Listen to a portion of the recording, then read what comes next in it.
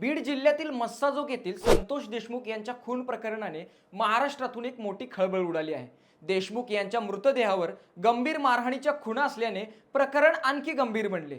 या प्रकरणात दोन आरोपी जयराम चाटे व महेश केदार यांना अटक करण्यात असली, तर या प्रकरणात धनंजय मुंडे यांचे निकटवर्तीय वाल्मिक कराड यांचे नाव चर्चेत आले आहे।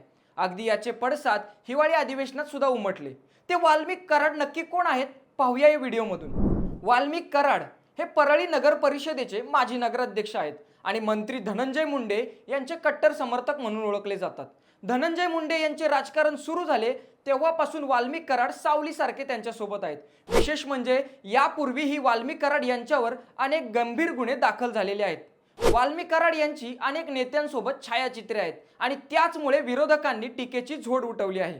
कराड यांच्यावरील या आरोपांनी परळीतील राजकीय व सामाजिक वातावरण अधिकच गडद झाले आहे। धनंजय मुंडे यांनी अधिवेशनादरम्यान कराड हे निकटवर्ती असल्याची कबुली देखील दिली आहे। यामुळे वाल्मिक कराड हे चर्चेत आले असून आता या प्रकरणात काय कारवाई होणार हे पाहावं लागणार आहे।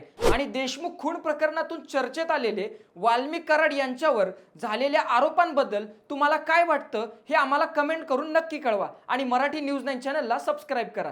धन्यवाद।